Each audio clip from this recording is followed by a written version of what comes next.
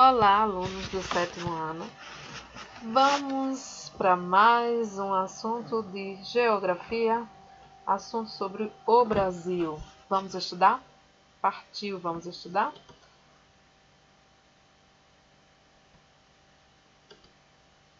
Formações vegetais brasileiras. Esse assunto tem na página 14. Quem tem um livro também pode acompanhar por essa página, certo? Então vamos lá? Veja aí o mapa. Nesse mapa do Brasil mostra aí as formações vegetais brasileiras.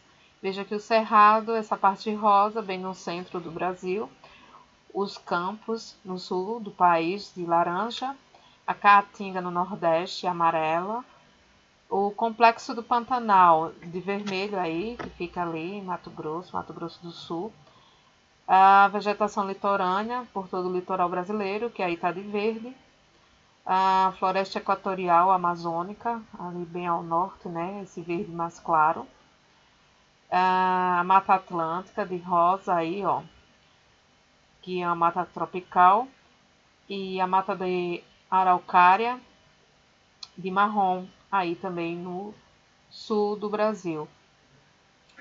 Não está mostrando também aí a vegetação, a mata dos cocais, que fica no Maranhão, né? Mas a gente vai discutir sobre isso durante o assunto.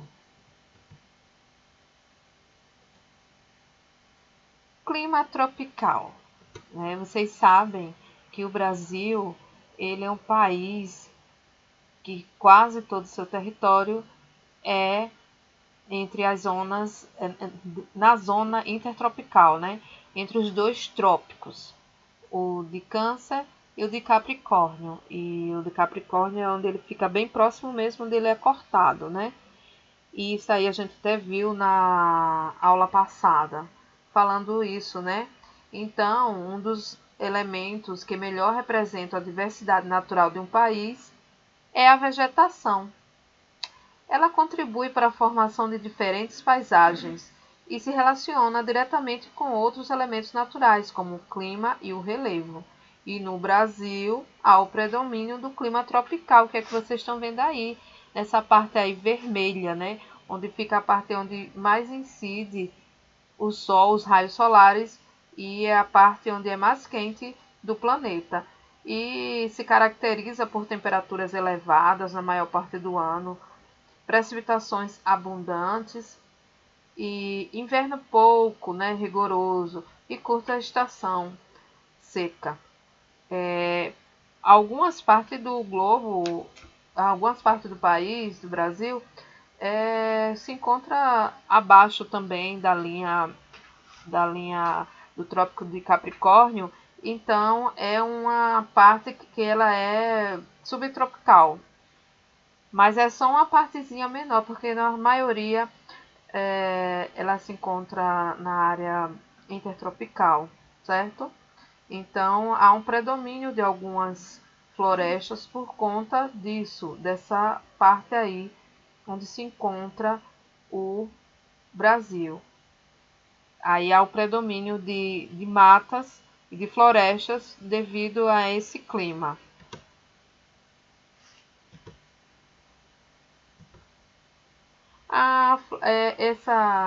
Essa zona intertropical, certo?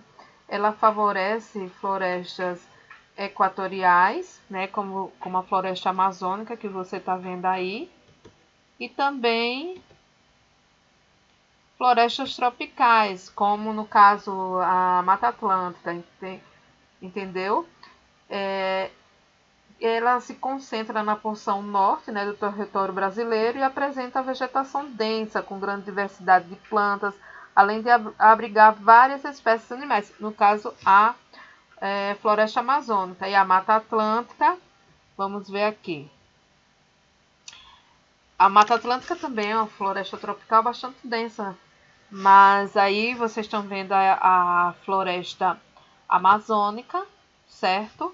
Como eu falei anteriormente, que se concentra na porção norte do território brasileiro e apresenta vegetação densa, com grande diversidade de plantas, além de abrigar várias espécies animais. Então, é uma floresta densa, que tem várias espécies de vegetais e animais. Vejam aí, são os povos, né, que moram aí na floresta amazônica. Uns são descendentes de índios, outros são ainda aquela cultura indígena, certo? Porque faz parte da floresta amazônica, esses povos aí, certo? Já a Mata Atlântica é a floresta tropical que se estende ao longo da faixa litorânea brasileira. Então, por todo o litoral brasileiro, ela se estende. Apesar de que hoje está bastante devastada, né? Desde o Rio Grande do Norte até o Rio Grande do Sul. Essa floresta foi intensamente devastada, né? Como eu já falei antes, restando atualmente um pequeno percentual de sua área original, certo? Então, é uma floresta que foi bastante devastada, até porque ela se encontra no litoral. Então, quando vieram os colonizadores, eles deram de cara logo com essa floresta. Então, essa floresta foi bastante devastada, certo? Para construção e também para retirada de pau-brasil. E foi bastante devastada, mas ainda existem algumas áreas do país que conservam essa floresta, a Mata Atlântica. Vamos ver aí que mata é essa. A Mata dos Cocais. É uma formação vegetal encontrada nos estados do Maranhão e do Piauí, e entre o Rio Grande do Norte e o Ceará. Ela é caracterizada pela presença de palmeiras, como o babaçu e a carnaúba. É como se fosse uma transição entre o sertão e a floresta amazônica. Aí tem essa mata dos cocais, certo? Fica bem no Nordeste, né? Já na parte Nordeste, mais para o Maranhão, onde vai ter uma divisa já com a região Norte. A caatinga. Nas áreas de clima mais seco, ocorre o que? A caatinga e o cerrado. Mas falando da caatinga, ela é uma vegetação típica de clima semiárido.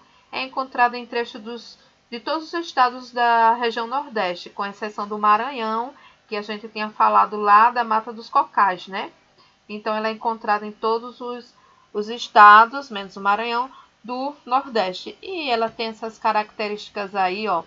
Ela tem muitos arbustos, certo? Já é uma vegetação não tão densa como a Mata Atlântica e a floresta amazônica. Ela já tem uma característica de vegetação onde ela sobrevive com pouca água, porque o sertão não chove muito.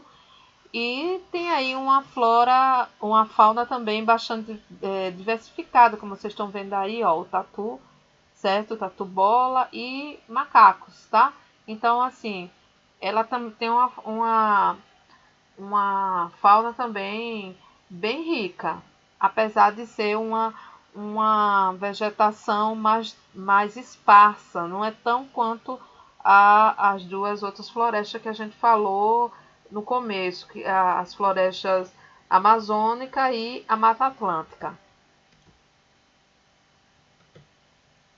Agora vamos ver o cerrado. A vegetação de cerrado, ela predominantemente ela é arbustiva, ou seja, não tem árvores que crescem tanto como da floresta amazônica. Elas são arbustos, são árvores menores, certo? Distribuída pela região central do território brasileiro. Ela está toda na região central, certo? Então vamos ver aí algumas características. Veja aí o ipê amarelo. Ela é uma árvore que tem essas flores muito bonitas, por sinal, e é lá no cerrado. Veja aí algumas características assim. Pela paisagem dá para ver que ela é bastante esparsa, que tem os arbustos menores, galhos, e elas também têm raízes profundas, porque é uma região também mais seca, não é como a floresta amazônica, onde é uma floresta equatorial que chove bastante, né? Como a Mata Atlântica, que é uma floresta tropical que também chove bastante, certo?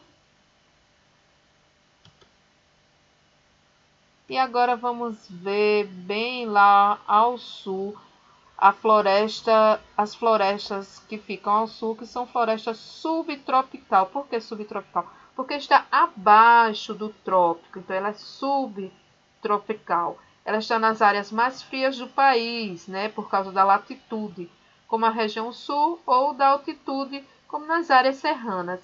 A vegetação também varia.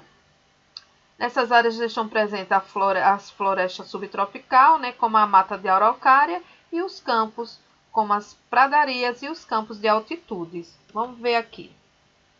Essa aí é mata de araucária, que é no sul, certo? Principalmente no Paraná. Então, ela é uma vegetação típica de países, de locais subtropicais, abaixo dos trópicos, e na região no Brasil existe uma região que fica abaixo do trópico de Capricórnio. Vejam aí, ó, a região a área onde ela se encontra. Os campos. Os campos também fazem parte dessa vegetação subtropical e fica no sul do país, tá? No Rio Grande do Sul. Aqui é o Pantanal. É o Pantanal, certo? É uma grande planície alagada, né? Alagável, com diversas formações vegetais que se localiza entre os estados de Mato Grosso e Mato Grosso do Sul, certo? E também vamos falar um pouquinho dos manguezais, né? Que é o ninho de riquezas da nossa natureza. Os manguezais estão nas áreas litorâneas e há diversas formações vegetais, né? Nessa área litorânea, como é o caso do manguezal. As árvores com longas raízes, áreas que permitem sua fixação no solo alagado e a retirada de oxigênio do ar, certo? O manguezal, ele é tido como um ninho de riquezas da nossa natureza, porque lá é onde muitas espécies se reproduzem, espécies marinhas, certo? Aqui algumas características do manguezal, como vocês estão vendo aí na foto. E aí mostrando, ó, nesse GIF, como ela é alagada, aquela área. Então, às vezes quando está em maré alta, maré baixa, então ela vai ficando sempre alagada e depois diminui um pouquinho. E isso favorece algumas características como essas raízes aeróbicas que elas respiram fora d'água, entendeu? Fora da água, por conta dessa questão, dessa característica de estar sempre alagando ou não.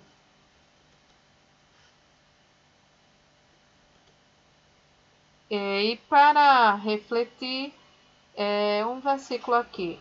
Eis que nas palmas das minhas mãos eu te gravei. Isaías 46:16a. Então a gente vê aí que Deus, ele grava nas palmas das suas mãos aqueles que são deles, que são dele, né? Aqueles que confiam nele. Boa tarde para todos e tenham uma linda semana.